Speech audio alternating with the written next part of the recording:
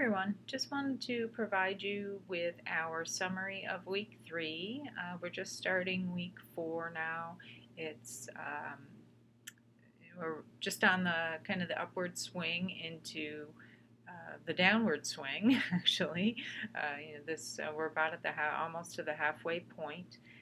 I apologize. I'm still battling the flu that I had last week, so I apologize for my scratchy voice or if I cough through this. So, um, I'm sorry for that.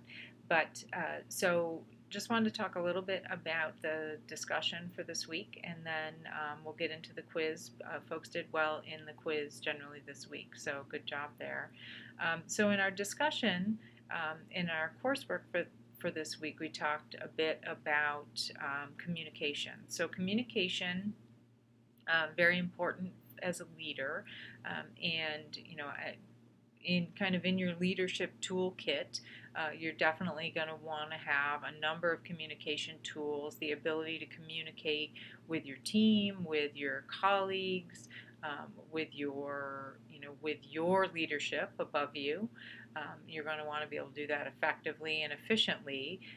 And sometimes some of those structured communication tools that we learned about in the IHI toolkit or the IHI lessons can help out there, but those are obviously not the only types of communication tools that we want to use.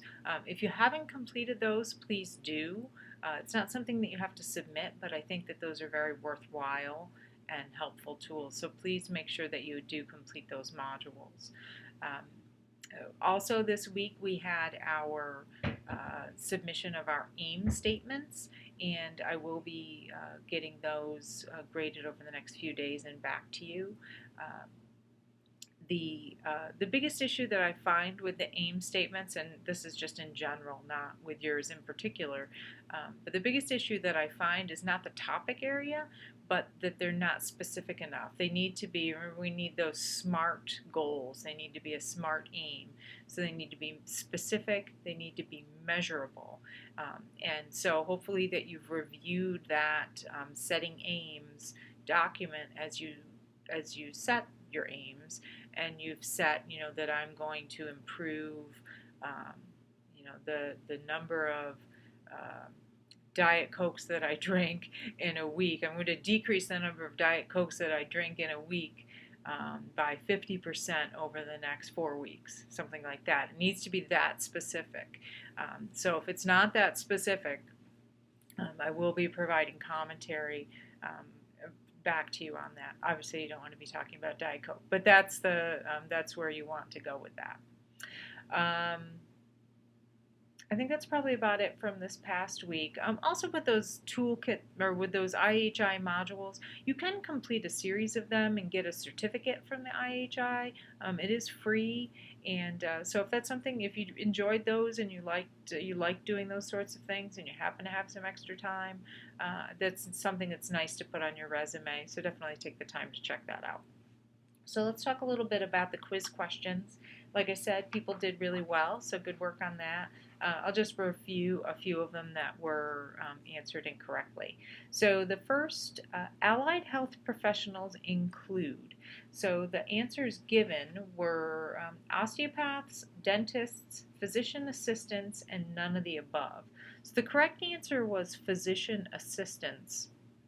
And there actually was a listing in the textbook.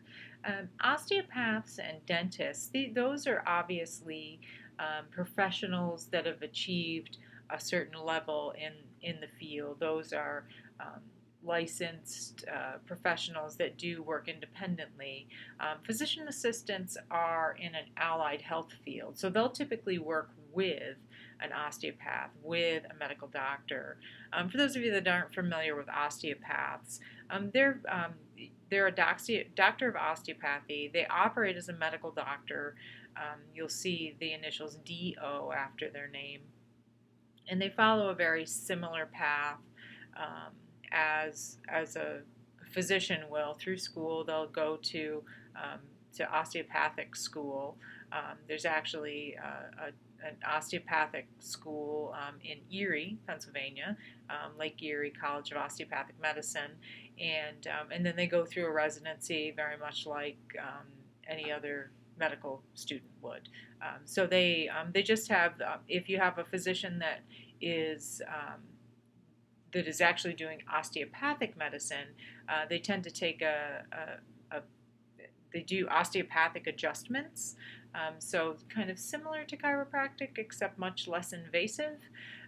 But a lot of osteopaths work as primary care physicians. They work as all sorts of different specialty physicians, depending on what they've done in their residency. So osteopaths, dentists, those are just licensed professionals, but physician assistants are allied health professionals, just like a physical therapist would be, like an optician would be. They tend to work in conjunction with other licensed professionals, so that's what makes them allied health. Okay, next question. Primary care is, and there's several answers here: longitudinal, portal to the healthcare system, holistic, and all of the above. So the answer is all of the above. And this is because primary care is all of the above. It's longitudinal in that it's, primary care spans the spectrum of being many things to people.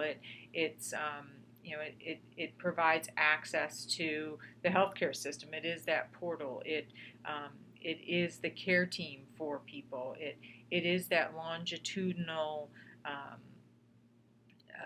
care source for somebody, that gateway to healthcare.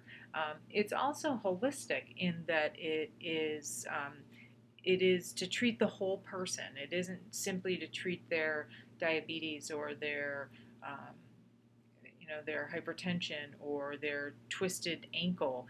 It is holistic in that it treats the whole person. That's the focus of primary care. So primary care is all of these different things. So our answer in that case was all of the above.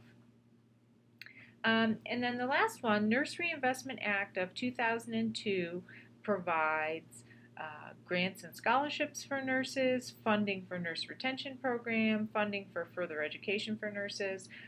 It does all of that. Nurse Reinvestment Act provides funding for a multitude of different things. So our answer in this case was all of the above. So that is, those were our three main questions that were missed this week. So if you have any other questions, please let me know. There is a video up in the classroom. We're going to do our e-portfolio. We're going to get started with that this week. There's a video up about that, so please be sure to take a look at it.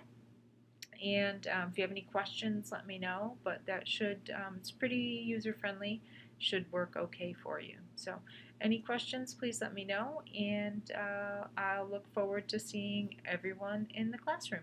So thanks so much.